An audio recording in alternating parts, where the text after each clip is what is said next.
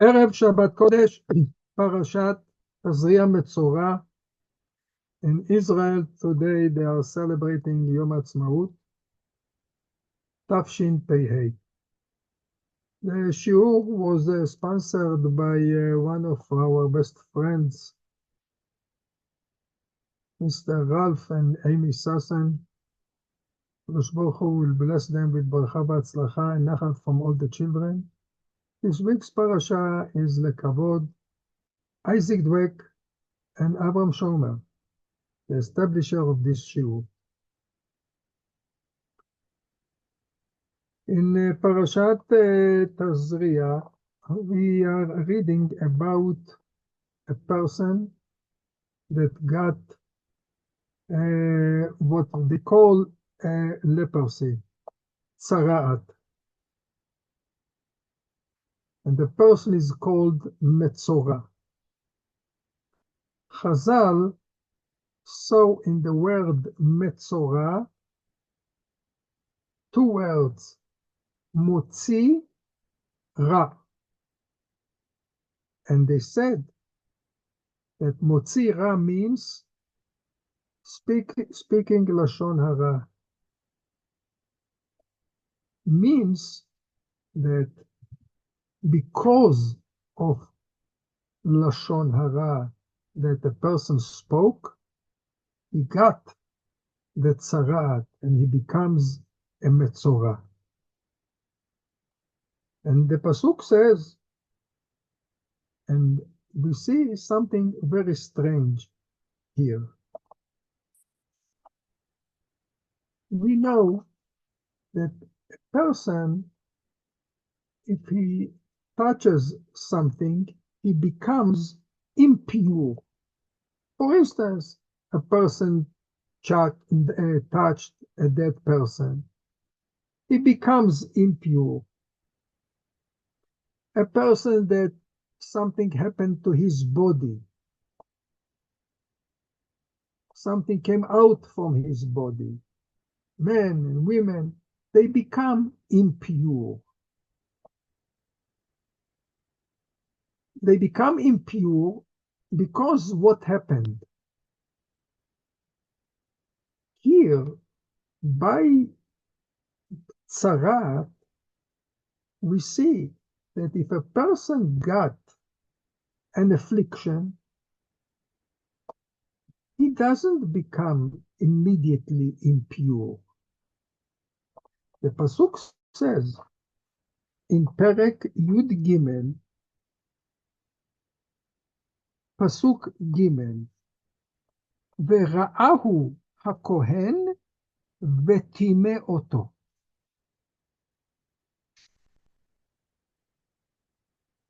Means to say, if a person had an affliction, the Kohen shall look at it and make him impure.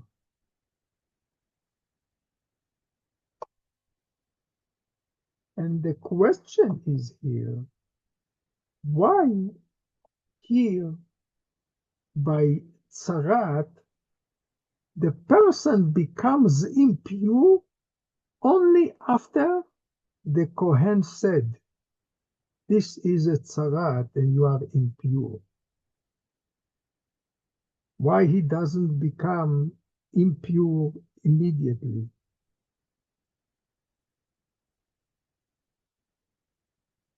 I remember the Mefarshim explains that here the Torah wanted to show here like a midah keneged midah.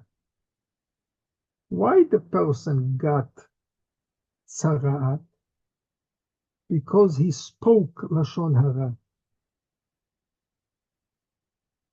And therefore, he doesn't become impure until the Kohen will tell him, you are impure. Means to teach the person what is the power of a word. It's not that he had an affliction. It depends on what? On one word. of the Kohen. And since you spoke Lashon Hara, comes to teach you what is the power of a word. You spoke Lashon Hara, and let's see what is the power of a word. And later on, maybe we will say something about this one word. We see other things also here about the talking. When we find it in Perek Yud Daled, in Pasuk Lamed Daled Lamed Hey. When you arrive to the land of Canaan that I give you as a possession, and I will place a Sara'at affliction upon a house in the land of your possession, the one to whom the house behold shall come and declare the Kohen, saying, something like an affliction has appeared to me in the house. This is the language that he has to say to Kohen.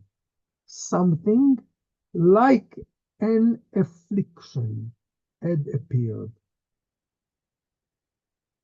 Maybe we will explain that he says something like an affliction because he himself doesn't know what is it. And he comes as somebody that doesn't know to the Kohen. And therefore he's using these words, something like an affliction. Says Rashi, Kenega nir'a li babayit, something like an affliction has appeared to me in the house. Says says Rashi, and this is a Mishnah in Masechet Negaim. We will see in a minute. The verse implies that even if he is a Torah scholar, the owner of the house is a Torah scholar, is a big Talmid Chacham, who knows that it is certainly an affliction.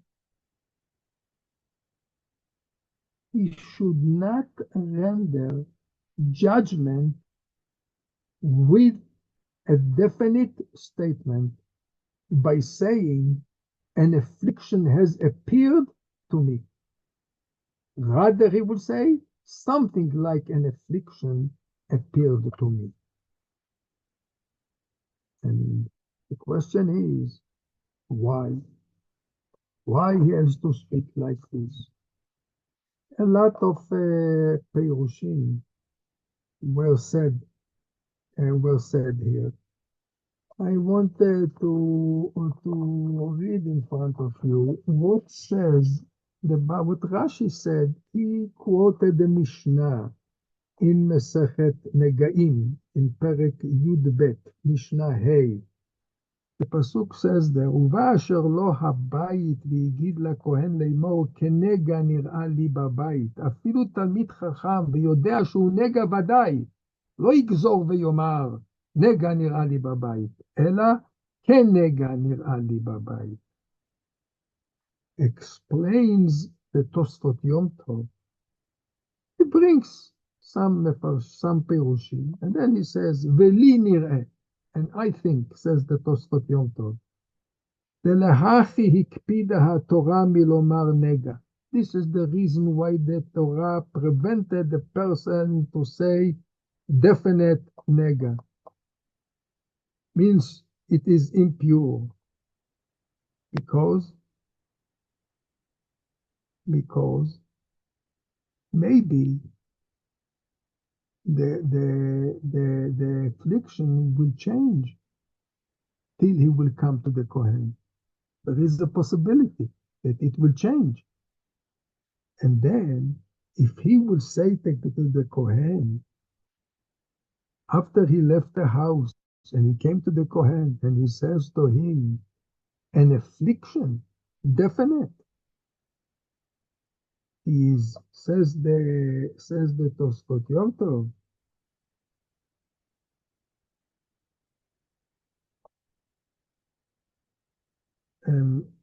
says the Tosfot, הכי הקפידה כדי שלא לפתוח פיו לשטן. Don't open your mouth to the Samach man. If you will say an affliction definite, it will be. The Samach man will cause that it will be.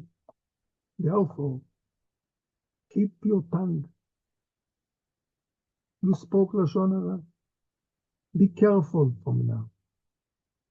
Don't say this word, definite impure, definite affliction, which is impure.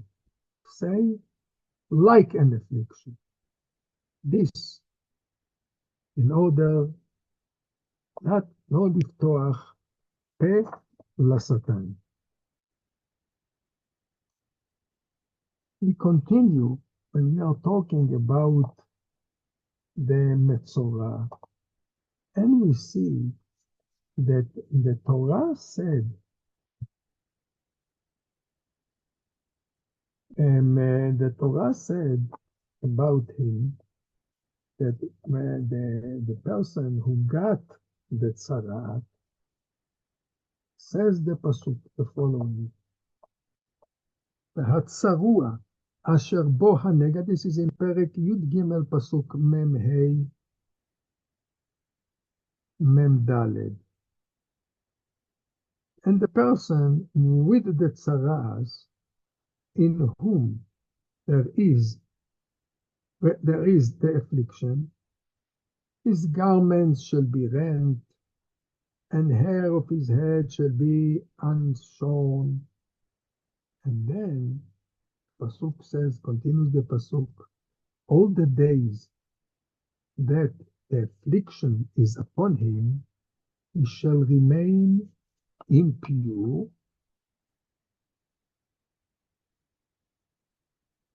he shall stay isolate, and what he has to say all the time, says the Pasuk, he shall call out, impure, impure.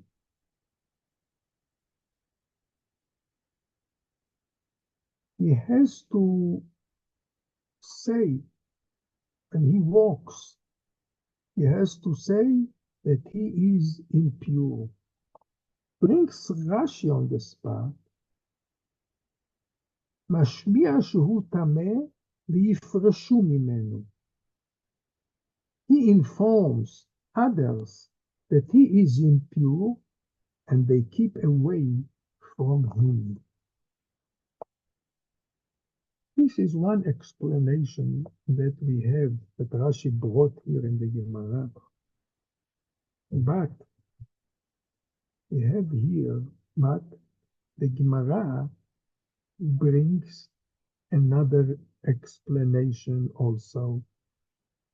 And the Gemara in Masechet Shabbat, in Daf Samach Zayin, says the Gemara why he is calling and he informs others that he is impure. Says the Gemara there, Yodia Tsa'aro Lerabim. He should announce to the majority that he is impure and he had leprosy. שיבקשו עליו רחמים, that they will pray for him to heal.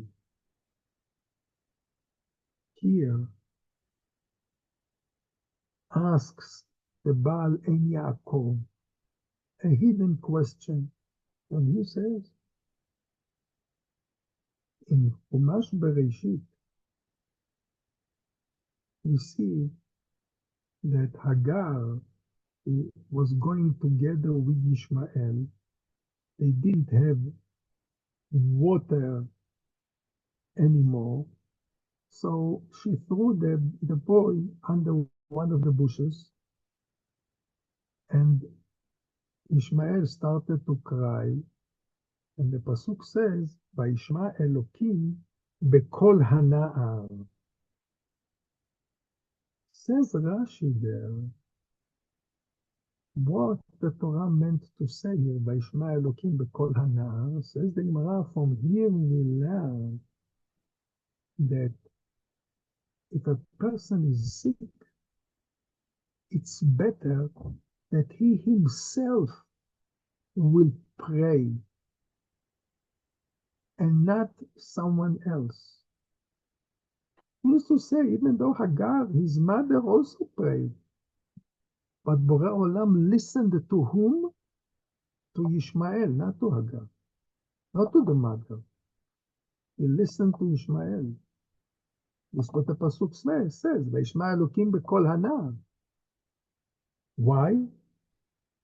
Because it's better that the person himself who is sick, that he should pray better than others are praying for him. If so, why here by a person who got an affliction, he is not praying? And what does he say? He's walking and he's saying, impure. In other words, pray for me that I will heal. Why he needs other people to pray for him? Pray for yourself. This is the best thing, to help yourself. Explain the Baal Ein Yaakov. The Baal Iyun Yaakov, sorry. In the Ein Yaakov, in Masechet Shabbat, in Daf Samech Zayin Amud Bet. And he says that this person who got the affliction, his prayer is not going to be heard. If he will pray, his prayer will not be heard, and he based it on what says the Zohar. In this parasha, in Sefer Vayikra, the Zohar is in Daf Nun Bet Amud Bet. And the reason why, the reason why, because he used his mouth for Lashon Hara, as if he can explain what he means, that the prosecutor, means the mouth that spoke Lashon Hara, cannot become now the defense to pray for him. And here we give us to, but this he explained, we saw in the Torah somebody that got an affliction and someone else prayed for him. Where do we see? When Miriam spoke Lashon Hara on Moshe.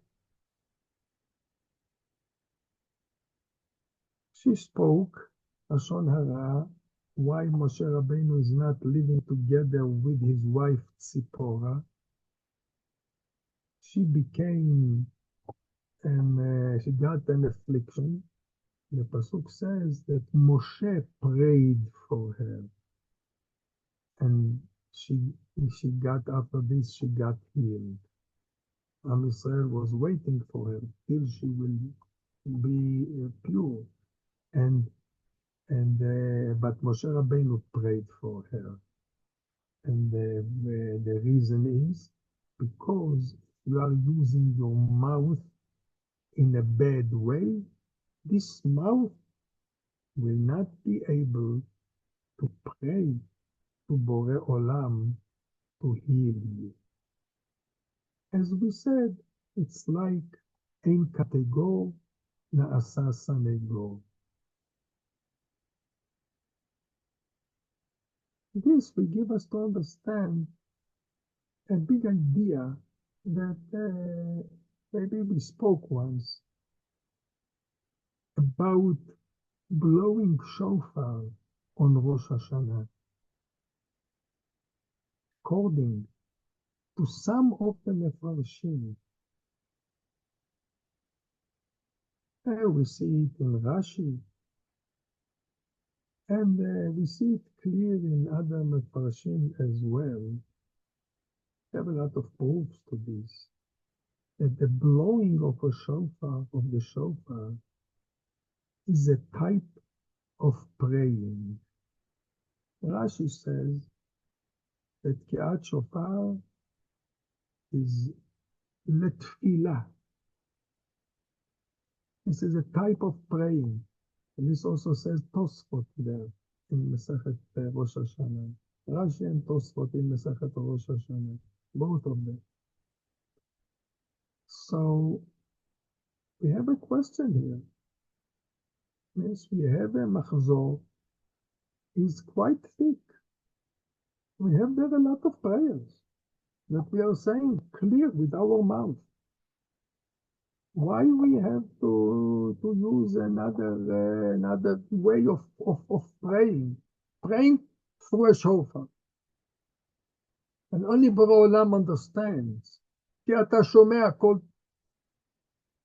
כל תרועת עמו ישראל ברחמים. Only Borei Olam, he hears it. Because only he knows what is the prayer that comes out from the shofar. Everyone hears the blow. Yes, but only Borei Olam understands it. Why do we need this prayer through the shofar? One of the explanations is, I think it was said by Baal Hashem Shmuel, that the mouth, no, sorry, it was said, I think, by Bet HaLevi. Said by Bet HaLevi that this mouth that spoke during the whole year, Lashon Hara, cannot become now your defense. Your person does teshuvah. Teshuvah helps. But still, the mouth, I cannot say that the mouth is totally clean. Therefore, we are using the shofar. Because the shofar is not something that, the blow is not something that comes from the mouth. It's rather comes from the stomach, from the inside. And therefore, we are using the shofar for praying. Because ein kategor na'asa sanegor. The prosecutor, the mouth that you sinned with it the whole year, cannot become now the defense. This is the reason why the person who got the affliction, he himself has to go and to say all the time, impure, impure, that people will pray for him, because his prayer will not be heard, will not be accepted, as the Baal Iyun Yaakov said. After the person who got the affliction, he got pure, he has to bring a korban. And in Perek Yud Dalet, in Pasuk Yud Zayin, says the Pasuk there the following, that he has to bring a korban, and the Kohen takes from the blood, and he puts the blood on his end of the ear of the right one, and on his thumb also of the hand, and the thumb of the leg. And let me read the pasuk. Pasuk Yudaled. And the Kohen, he takes the offering, and the Kohen shall place it on the tnuch of the right ear of the person, being purified, and on the thumb of his right hand, and the big toe on his right foot. And the question is, why on these three places? Here, thumb, and the big finger, the big toe on the leg. I remember I saw once in one of the Mefarshim Achronim. He explains the following. He says, as we started in the beginning, the affliction comes because of Lashon Hara. So,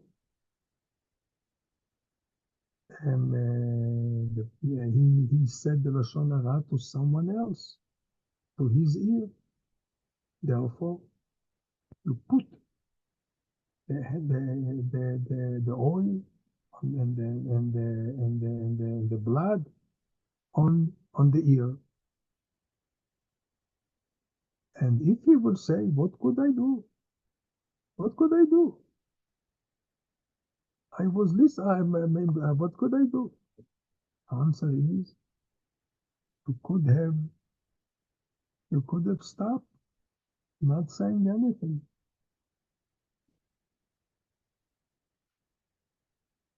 Why on the thumb of the hand? And why on the toe of the leg?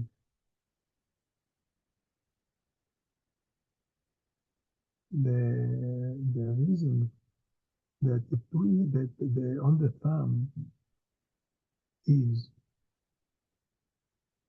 person has a hand, have 5 fingers.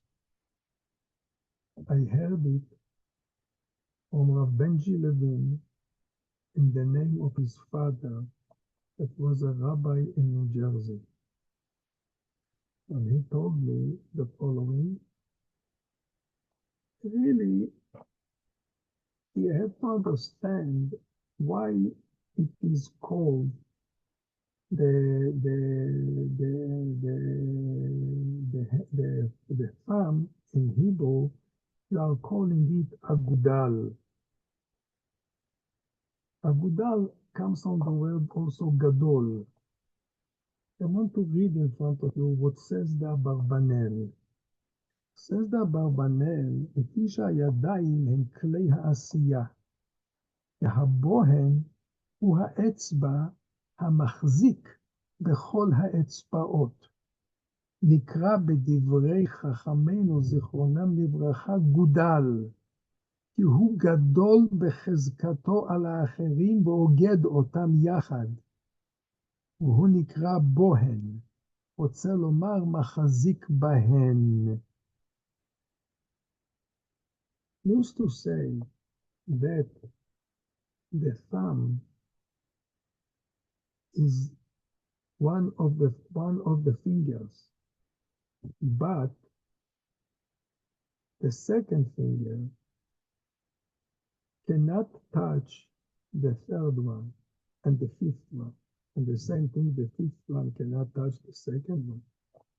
But the thumb, it can touch everyone and go to every finger. Therefore, says Abarbanel, it's called agudal or gudal. So this is the greatness of this finger, that she can connect. She has a connection with all the fingers. And this is the reason. What is a person who speaks Lashon Hara? This is that he goes to, what he said goes to everyone. And therefore, we have to put the blood on his thumb, and he calls other people to hear Lashon Hara. and he went with his feet to say and to speak Lashon Hara.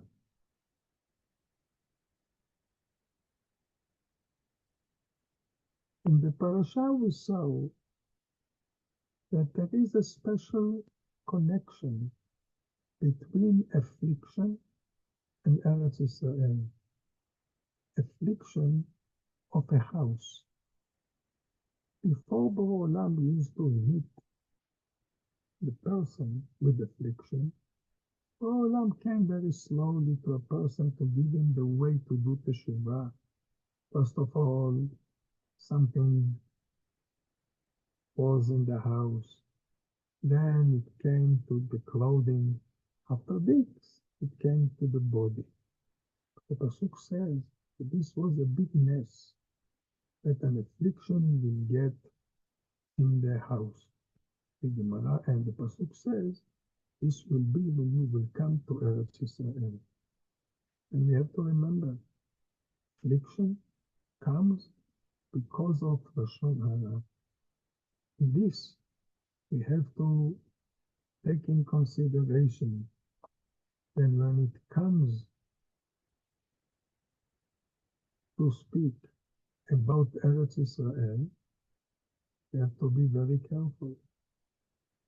We saw that people, they spoke Lashon Hara on Eretz Israel. Whatever they said was true. But they spoke Lashon Hara on Eretz Israel. They were meraglim, and they had to die in the desert. When it comes to deal with Eretz Israel, we have to be very careful. And we see that Chazal were very careful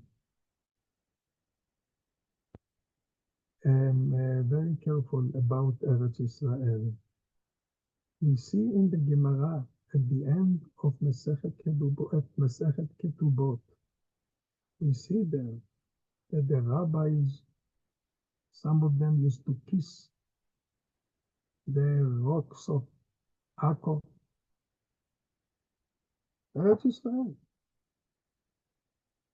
One of them used to go on the streets of Eretz Israel,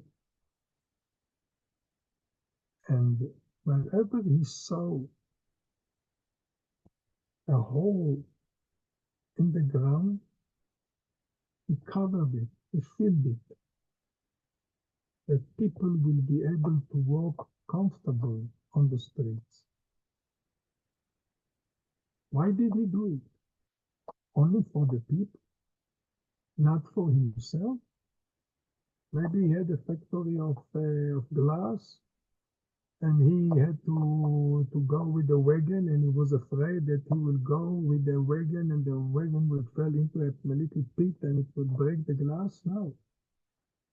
The answer is, says the Gemara, in order that people, not him, people that comes to visit in Eretz Israel will not say that the roads in Eretz Israel are not 100%, are not good streets, are not good roads. Since he himself battered himself, a rabbi, preventing other people to speak anything bad against or on Eretz Israel. We have to remember, Eretz Israel was a present that we got from Borei Olam. It was like a birth.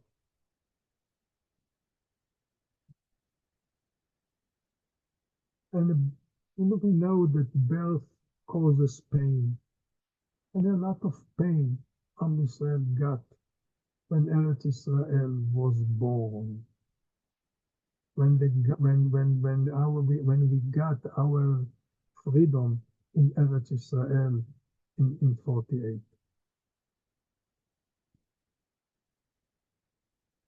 And we know another thing also, that 3 keys are only in the hands of Borei Olam, says the Gemara in Masechet Ta'anit. One of them is the key of birth. Eretz Israel was a birth, and it was given to us only by Borei Olam. It was a present that we got from Borei Olam. Unfortunately, the government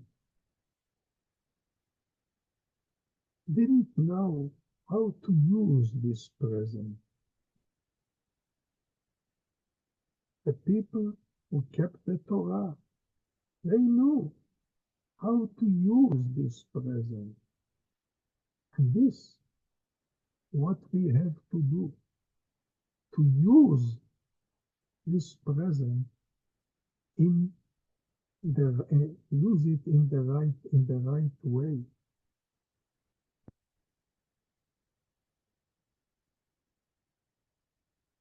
And the right way is to